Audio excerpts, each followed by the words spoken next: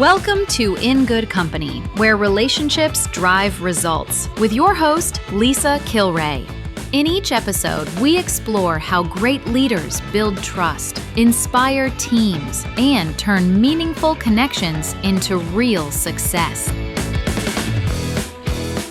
Hi, I'm Lisa Kilray, host of In Good Company, where relationships drive results.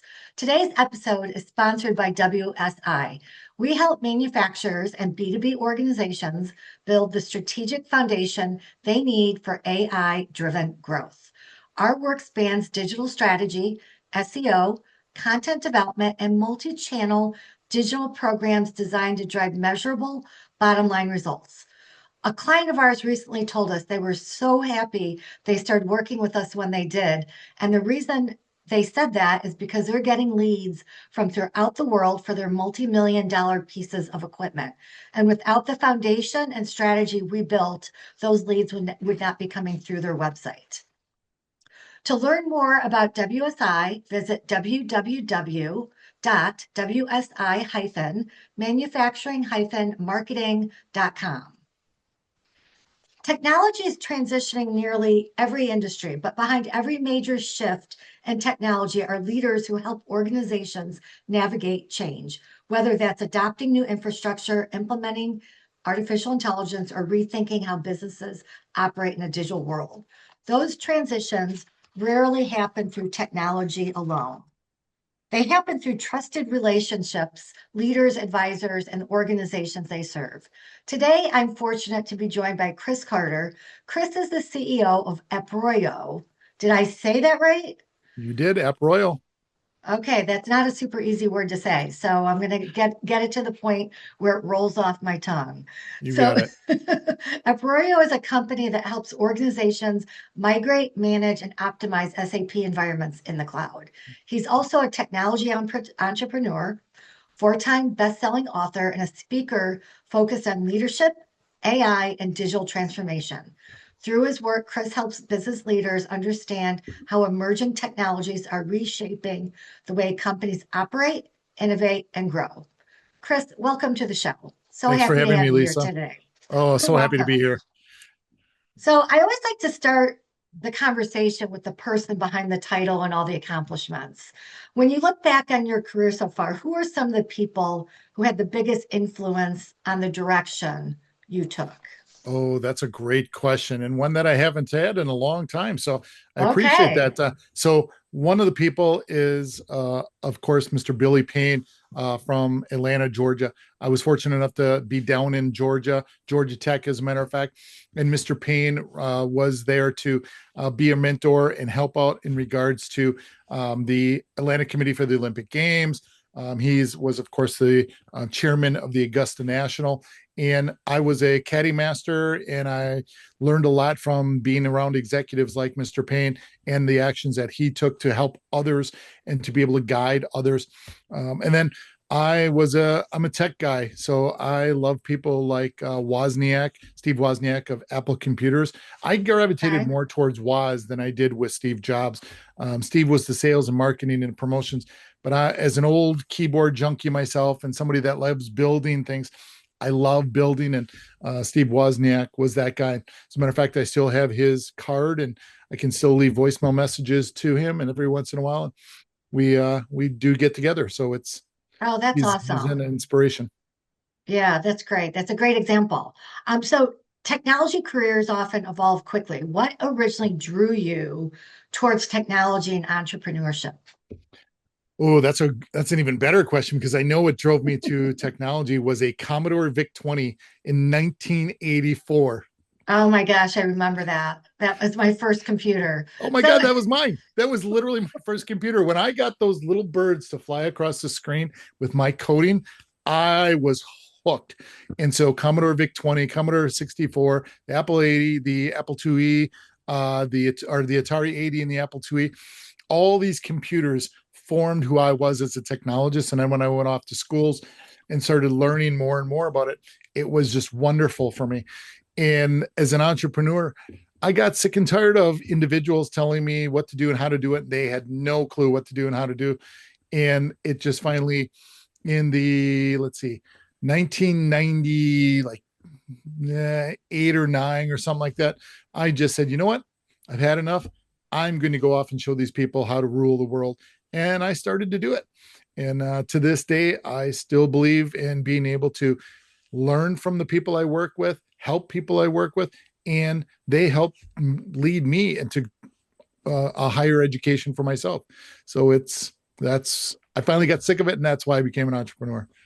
That's great. I love that story. And I guess I can't relate to the Commodore VIC 20. Is that what it was called? Commodore VIC 20. Having the same impact on my life, because that isn't the path I took. I was a little put off by that machine back in 1984 Oh, and didn't yes. quite know what to make of it and didn't really think it was all that useful. I So, almost stopped using it. My girlfriend at the time in the high school got very upset because back in the day, you would have to attach a cassette player that was to the back 12 pin. And yeah. every once in a while, I'd have code and I couldn't figure out what to do. Well, back in those days, the girls would make us boys these cassette tapes because she would record the radio off of the whatever radio station and give them to us because they were so cute and romantic. Well, I would overwrite it with code. It would have a beautiful song going, and then all of a sudden this gibberish would show up, and she got so mad at me back then. It was great. I even know you could do that. So you were much more advanced than my group of friends. Uh, So, so as your career developed, you have relationships that influenced, how have your relationships influenced your opportunities that came along? oh, relationships are everything. If I didn't have the relationship with Dr. Hassel-Plattner from SAP at the point in time, I wouldn't maybe not have had the startup focus program partnership with SAP. If I didn't have that relationship, I may not have been able to meet some of the folks that I met out in Silicon Valley with some of the companies that I started, Frank Artelli and others.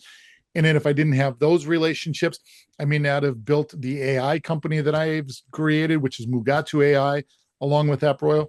And I sure as heck wouldn't have had a bottle of scotch sitting outside at my fire pit with the vice president of SAP to get me back into the SAP game when I pseudo retired for 2 years. If I didn't have relationships, relationships are key to no matter if you're the intern of the company to the CEO of the company and everybody in between. Relationships build trust, which build long-term goals for each other, and you help each other. And that's very important. Yep. And I agree. And it doesn't matter what function you're in, No, in the company.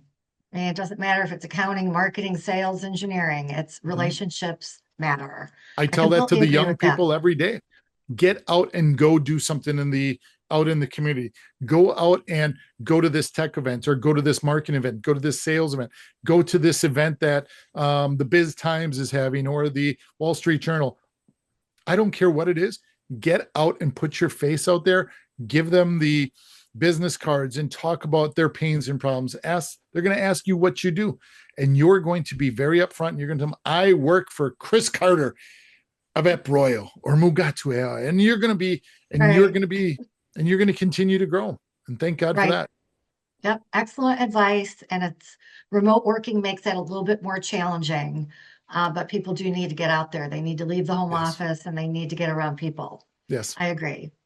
So AI is obviously one of the biggest conversations happening in business right now. You spend a lot of time thinking and speaking about the future of technology. From your perspective, Yeah. where are organizations still misunderstanding AI? Oh, great question, because really most organizations still don't understand what the tools are and what those tools can do for your organization. I've been around companies that still think that they could use Canva for technology activities. I've been around companies that use the open source activities, be it ChatGPT or others, and just willy-nilly throw private data up into these systems without any guardrails. So really, unfortunately, individuals and companies still do not understand what the tools are, what they can be used for, and how powerful they truly can be. Yeah, I mean, it kind of segues into my next question. So, what separates the companies that are successfully adopting AI from those that are struggling? I believe there's two things to that. One, you got to have champions. You got to have champions within your organization, no matter what part of the organization they're at. If you've got champions that really want to learn and know the solutions and are willing to put in the effort, and then not only are they being trained, but they're then training others within the organization, and then you get the C-level buy-in or some type of an executive buy-in, that's a fantastic piece right there. Second of all, when you've got organizations that are still trying to understand what the technology is, once you get that champion inside there and you get these C-level executives that truly understand what change can be by using these new tools. Now, I work with manufacturing firms, I work with old school companies across the globe. And unfortunately, sometimes you get some of these, we'll call us graybeards. I'm in my almost 60. I can be a graybeard. You get some of these people who are so set in their ways where they got the example, hey, I never got fired for hiring IBM. We're good. If you can get them to understand the new concepts aren't overtaking, because my philosophy is bigger, better, faster, stronger humans leveraging AI is going to really make your company the best it can possibly be. It's not about the tool itself. It's about the people running those tools that are going to make it better. So if you can get those graybeards, as we call them, to understand that concept, or as they start to move out and retire and you get this new younger generation, I've got companies with CIOs that are in their young 30s. I'm like, you're the young people I want to work with. I'm excited. So those are my two that I worry about. Okay. So technology leaders often have to guide organizations through uncertainty. How do you help business leaders think through decisions when the pace of change feels overwhelming? Well, that's great to understand, because it is going to be just fast, fast, fast. But yet technology still has its processes and the steps that you need to take to do that. Now, instead of doing it within minutes, take your time, understand what those problems and pains are, how you can leverage, be it tools, maybe an AI tool or activity, but also the people and the processes around that. You don't have to speed up to the speed of the technology, speed up to be able to solve the problem. And so I like to work with organizations, say, hey, you still have the same problems you've always had. And these tools can help you much, much faster, but you still have to go through the same process that you've always gone through.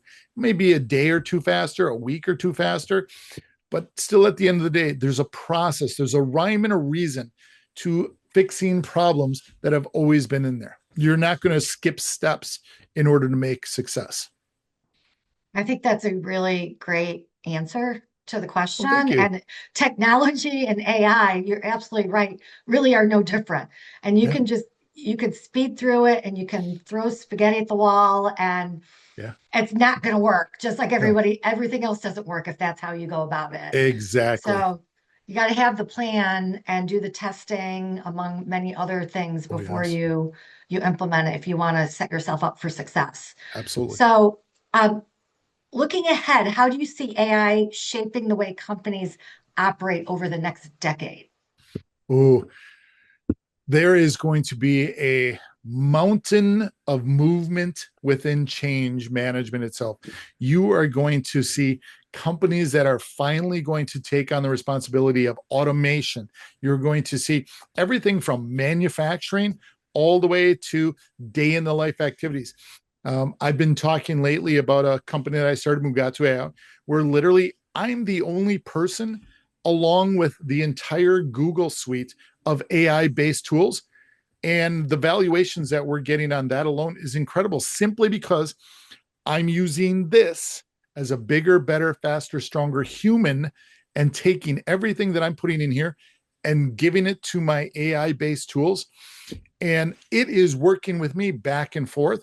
And this is what I ask individuals all the time. Play on AI all day long. I want you to do that. And then ask your AI questions and ask it to ask you questions to help make you better. Store that information. You know, you can store folders in Claude. You can store your information in Gemini. You can do the different things, because a great book that I read by Jeff Wolf, Geoff Wolf, about AI and human beings.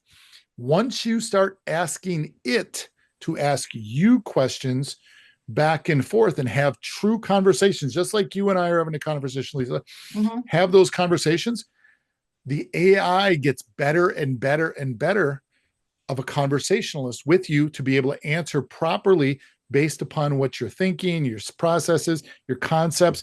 And that isn't a complete game changer for every individual out there. Once you start doing that process, that's where the true growth is. So I don't even think, as a baseball player, we have barely gotten into the clubhouse to start changing into our batting practice gear to get ready to be able to start a ball game. We have not even gotten into the first inning yet. So this is just the tip of the iceberg. We are so tip of the iceberg right now. It's incredible. And that's exciting, but also a little scary at the same time. Well, remember, in the movie Terminator, 2026 was the year of the Terminator. So we're in the year of the Terminator right now. And I don't think we're anywhere close to what we are. Now, mind you, I have seen some of the videos of the new the humanoids that Elon is building, and GD is building those dogs and things. And I think those look cool. And we're going to use those. But if you remember the movie with Will Smith, where everybody had their own robot, that is where we're starting to get to first, in my opinion. I think we'll get there maybe in another 10 years. I know I would love to have one. I want my first Android or Droid or whatever to be able to work with me just like I work with Gemini, but I want it anywhere and everywhere I am. And so I take this and my Gemini. And so between this and the one on my computer, I have the voice and I have the brain of it. I just don't have the body of it. Right. Yep. So let's talk about Approyo for a moment. For listeners who may not be familiar with the company, how do you describe what Approyo does and the role it plays in helping organizations modernize their systems? Oh, thank you for asking that. It's very kind. We're an SAP global partner. We provide knowledge to help them with building and moving their systems from the current systems they're on to the S4 RISE platforms, with licensing, with their infrastructure. And we try to do it in a manner that is conducive of them understanding how difficult this is going to be, but making it easy on them. I want CIOs, I want CEOs, when they have to go report to the board, they're going to sleep easy at night because they know that they've got a champion and a company that's done this over and over again. I also want these organizations to understand it is not a simple process, this new migration upgrade of SAP. But yet there's a reason why I wrote all those books, was to give them a baseline of understanding what it's going to be like. And then our team, and we've got team members all across the globe that will really, truly help them and make their life so much easier, like I stated, to make sure that they can sleep easy at night. And as a SAP global partner, we're very honored with that activity. So you mentioned your books. Can you tell us briefly, I mean, are they all on a similar topic, and what are the titles? So I do have a couple of different topics. The first one is the Mastering SAP series. I became a best-selling author with that group. It literally lays out what is SAP, what is SAP with cloud, what is SAP with AI, what is this new RISE platform. It gives everybody, I always say it's the foundation of the build, because you don't want the big bad wolf to come by later on and blow it all down because you don't have a good build and a good structure. These give 150 to 200 pages of structure. It's not a technical manual. It's not a technical device to help them. It's just to let them know, okay, these are some of the processes. These are some of the applications. This is some of the growth. This is kind of the move forward strategy that you're going to have with these. And so I built that series for that. And then I've got a group of books that is strictly on AI and artificial intelligence, that I truly wanted people to know what are LLMs, what are SLMs, what are prompts, how do you prompt, how do you have conversations with your AI tools, how do you leverage an AI tool for technology or for building code or application. And it was really something from a passion project of mine to help other individuals. And I literally give them away at trade shows, or somebody can buy them on Amazon.com and just look me up, Christopher M. Carter. And I'm always there to try to help somebody.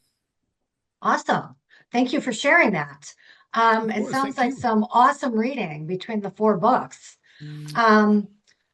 So many companies still run mission critical operations on legacy infrastructure. Why is cloud migration and system modernization becoming such an important priority? Oh, it is a huge priority, this modernization. The tools and applications that people are going to use today are completely different than what we are using 10, 15, hell, even 5 years ago now. And the benefit of the cloud is you can start smaller and raise the bar. You don't have to have an application that is terabytes big.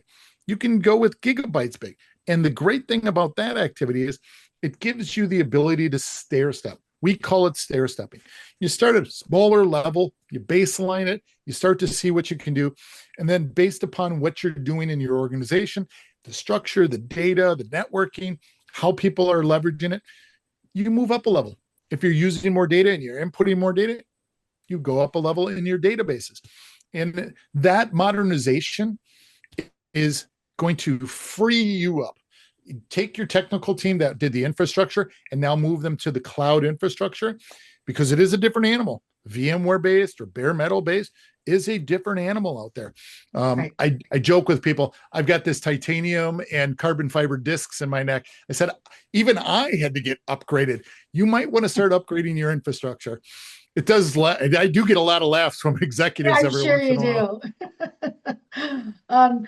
Chris, because you've built multiple technology ventures, I'm curious about the leadership side of things. What qualities do you most admire in the leaders you've worked with throughout your career? Worked with, hired, partnered with? There's 2 touch points with that. One, I really believe in empathy, and I keep my emotions are on my sleeve a good number of times. Now, I have to be the end statement of anything in our company. I am the CEO.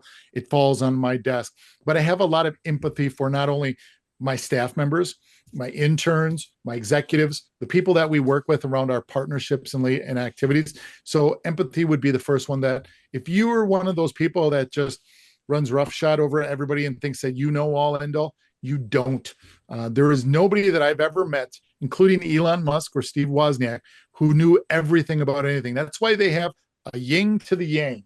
And that's why when I talk to executives that I'm hiring, I'm always looking for my yin to my yang. And I really wish I would have hired faster with certain individuals in certain parts of my company, because I did a lot of things myself and thought I could do it all myself. And once I got my yang in there, it freed me up. It gave me more to be able to understand and do from a corporate structure. And it really allowed me to have empathy with the rest of my team, because they took on parts and responsibilities that they were key for. And I took on the other responsibilities, and it works great. At least it did for me. Yep. So have you learned any lessons about business relationships the hard way? Oh yes. And I've spoken about this on a couple of other podcasts. So this organization knows that I pick on them. I had a company called CCI, and 2 weeks before the end of the year, we got notified by Siemens Global Systems that they were shutting down our contract and taking 65% of our work offshore. We had a great team. They were doing phenomenal, and they just decided that they wanted to outsource it because that was the thing to do and save money. It hurt them in the long run, but it destroyed my company. It destroyed my, it really destroyed my ego. I thought we were doing phenomenal, and it hurt because I had to let go of a good number of people within our original company. And I've learned a lot from that. Never put your eggs all in one basket. Never trust other executives of customers that you work with, because even they are going to lie to your face at times. Take everything at face value. And for me, it's try to do the best you can to make sure that your team and your company is moving forward in the direction you want to, not just because somebody wants to continue to hire and grow your company. You just never know when they're going to pull the rug out from underneath you. Absolutely. And would you have done anything different, or could you have done anything different to have avoided that scenario? That's a great question. I wish I would have been able to bring in more customers faster, because they were literally a good chunk of our business. They were probably Right. 85% of our business. And when you completely lose 85% of your company within 2 weeks of the end of the year, it's very difficult. So I changed my mantra. I had to have less, I had to have more eggs in the basket rather than just less. And so that's been a philosophy I've taken. I don't want to have anything more than 20% inside of one company. And it makes it difficult. So you got to learn those lessons the hard way sometimes. And I really did Yeah. as a young entrepreneur. Yeah. I don't think you're the only one that's learned that lesson, and Yeah. something a similar fashion. So Yeah. it's a fairly common thing to have a lot of your eggs in one basket and think at some point in your life that's going to continue on Yeah. forever. I True. always say, I've got this saying that I believe I made up. Clients and customers don't last forever. Even marriages don't last forever. Nope. And that's coming from someone who's married for 35 years. Well, So congratulations. thank you. You just have to keep an open mind that, things change. Yes. Oh, And you can't yes. count on that customer or that client forever. Um, so technology companies move fast. Mhm. How do you balance innovation with building strong teams and culture? Ooh, I love our culture. It's never changed. It's never wavered. We are very family oriented. I made reference to my heart on my sleeve. We bring in people that fit our culture. If you are coming in here and you think you're just going to run the roost, no. First of all, at the end of the day, I own the company, not you. I'm going to take care of my people. If you're going to come in here and you're going to be bad mouthing the people, if you're going to bad mouth customers, if you're going to, we all get upset with them. And sure, you can vent every once in a while, but don't be that person. We're very family oriented that way. And technology does move very, very fast when it comes to the day to day activities. Hell, look at some of the AI technology. They've gone through 2 upgrades, 3 upgrades, 8 upgrades in a year. And so it's a continuous evolution process.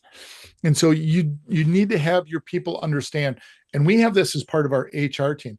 You must continue training. You get 40 hours of training a year. You must use it.